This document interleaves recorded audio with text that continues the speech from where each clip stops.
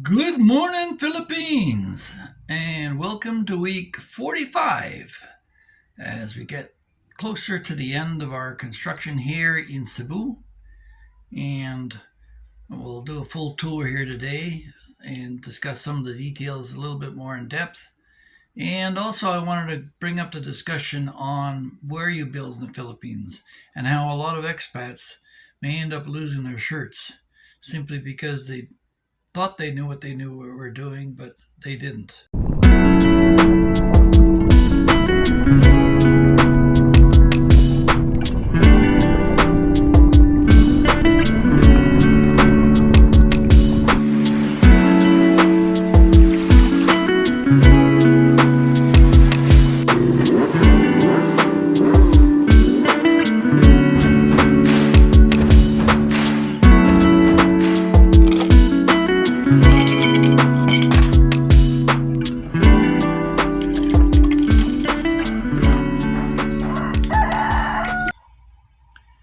Building in the Philippines is not for the faint of heart.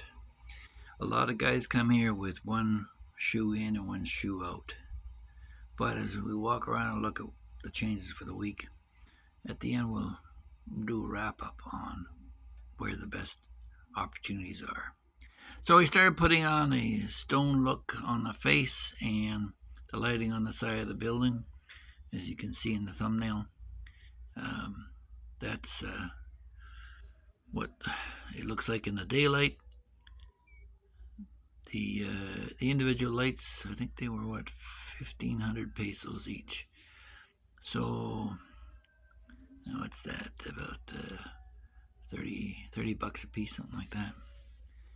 So the scaffolding's up there because they got to finish the detail on this side of the building, the painting, and they've did a bit more work there.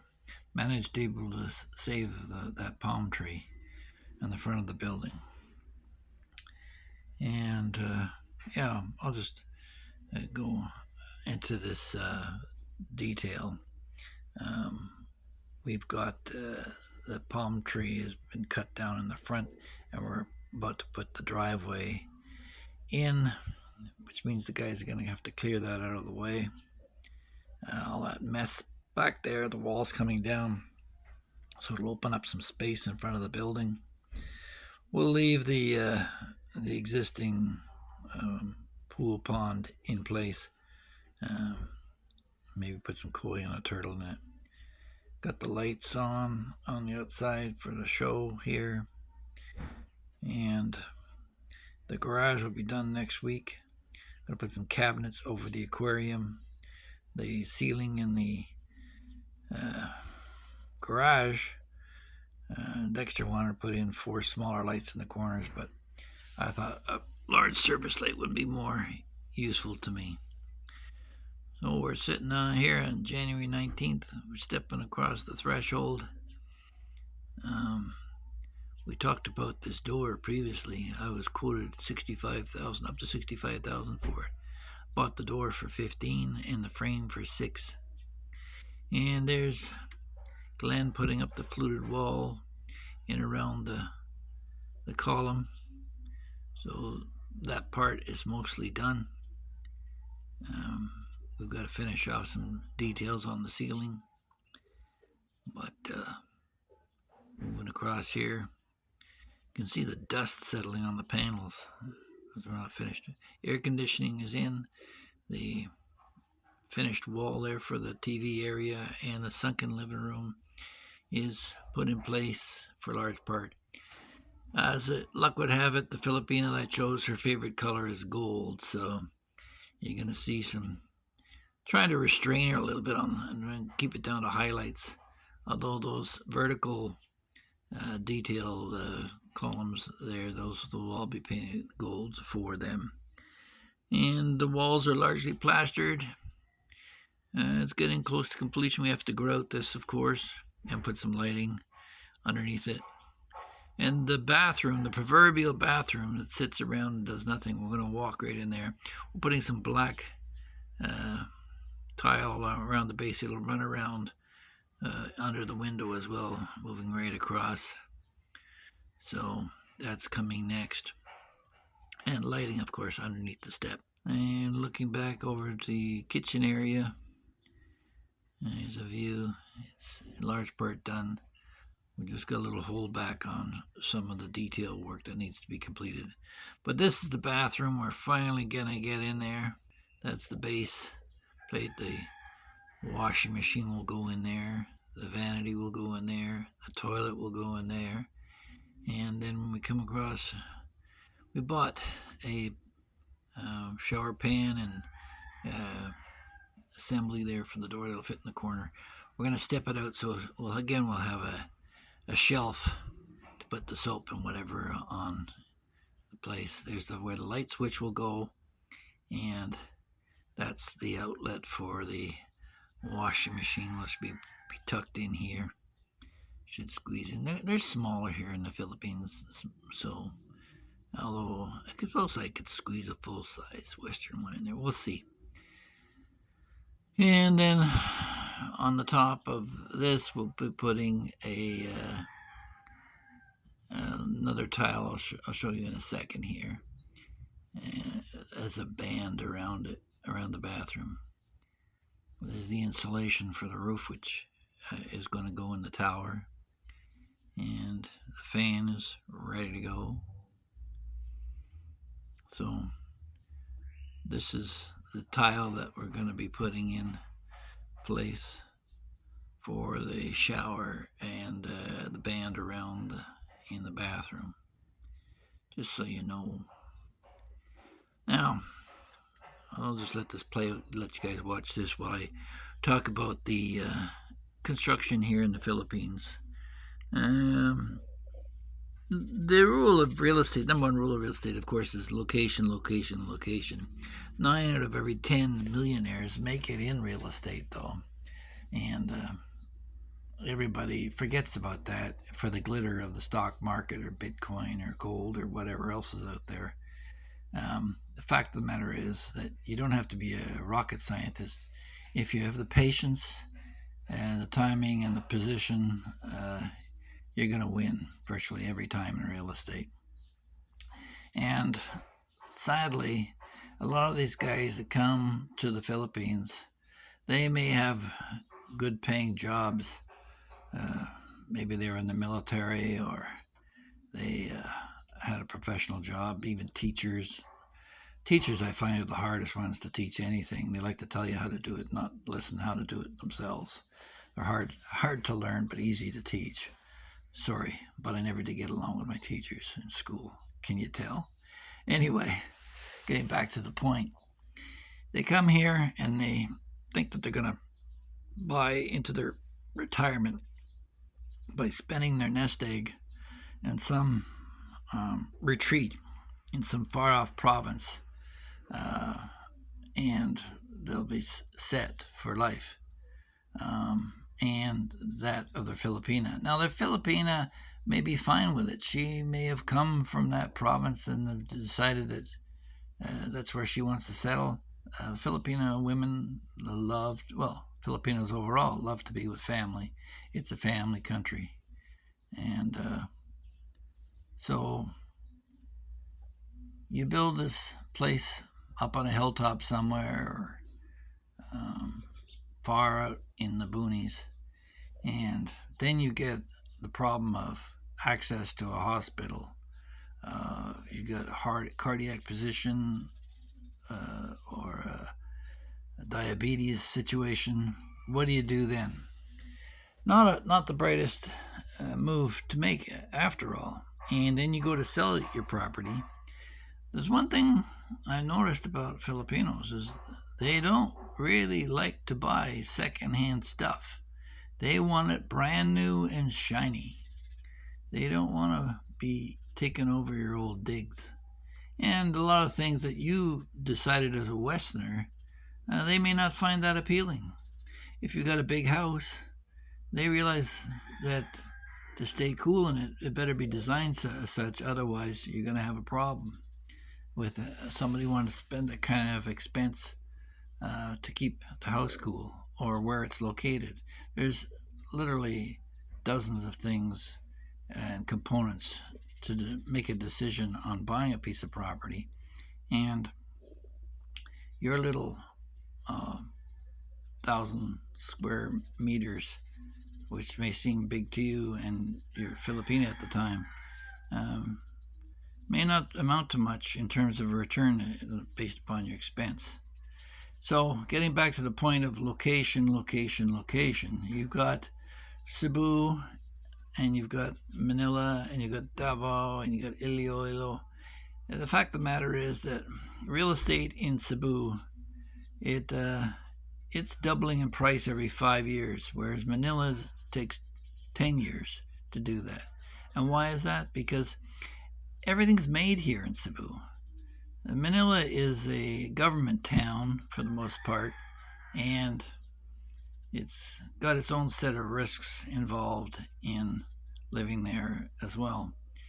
And if you decide to live in BGC or even here in Cebu in the IT park, you're going to be paying top dollar, and it'll take a little bit longer for you to get that bump in values as you wait for a return. And I know not everybody thinks in these terms because you're all attached to your house. It's always the best one on the block and the most valuable thing because it's your nest. I understand it's your nest.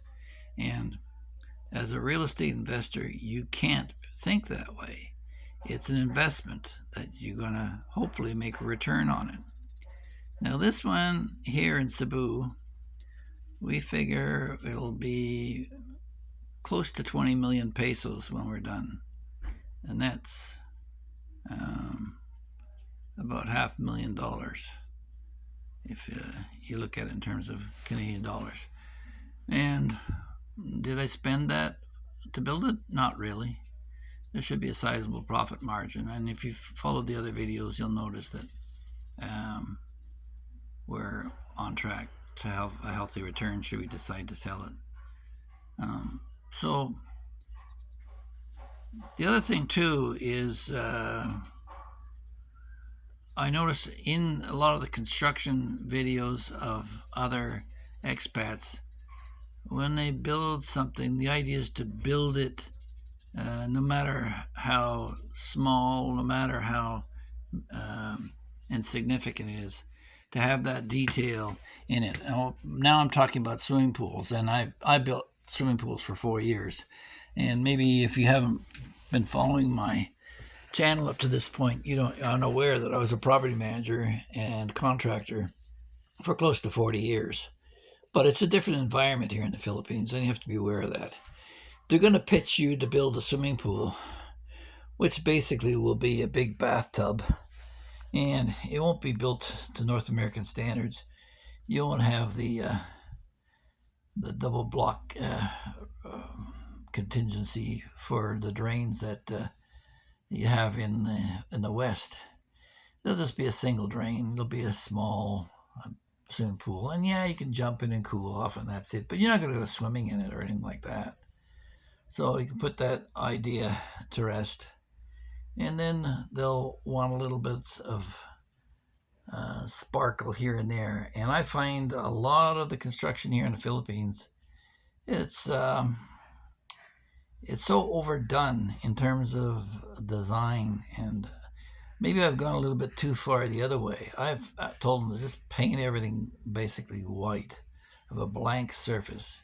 Now the kids can decide to paint on it later, but when you've got white walls and white ceiling, you can pretty well dictate the color of the room just by changing the curtains in the window, because the light shining through it. If you're the red curtains, you get red. If you get gold curtains, you get gold. Whatever the color you want, you can decide all that with your curtains. Here they're waterproofing the third floor, getting it ready for ceiling and putting up the top coat, and then we'll be putting the tile down here. And that's why the tank has been moved temporarily. But there's a feature that not many would think of. Those bars there are for solar panels. This unit, although built within a townhouse development, can be a self-standing structure in that it'll be solar powered, it'll have its own water reserves, and that'll be a big plus for whoever decides to live here. As well, it's built overbuilt to construction requirements. Previously, as I talked to my lawyer's husband, he was saying that the construction around Cebu was designed for a .7 on the Richter scale earthquake, but now they want to build it to 9. And we've built this place with more rebar and closer together and larger. Instead of the 16, we went to 20, so it's a stronger rebar. It'll hold up in an earthquake. We've already had an earthquake here and 0 effect so far. The other thing too about real estate here, you should all be aware that, of course, it's not for you. This is for your Filipina. And my situation is that I have 2 Filipino children, and this is the land bank, as I've discussed in a previous video, for my wife. This or whatever comes after it, it'll be real estate that she'll own free and clear, that she can cash in her chips once I'm gone, to make sure that she's got enough resources to get the kids through university, and hopefully they'll take care of their mother as well. Being 71, the premiums on an insurance policy don't make it really worth my while, and I self-insure for health insurance as well. So this is it. This is whatever we've got here is going to be for her, for the kids. Little design feature, you'll notice the roof is built within. It's inclined so that it'll have a flat appearance from the ground, matching the rest of the building, but it'll be an interior drain. We've got the property across the way, which I've shown in the previous video. It's right over there, just below us, and that's a 2-bedroom condo that's available for rent. We'll be fixing that up a little bit next, make some adjustments to it. But I was up here Christmas, New Year's Day Eve for the fireworks, and I'll be up here again tonight for Sinologue. It'll be quite the show, I'm sure.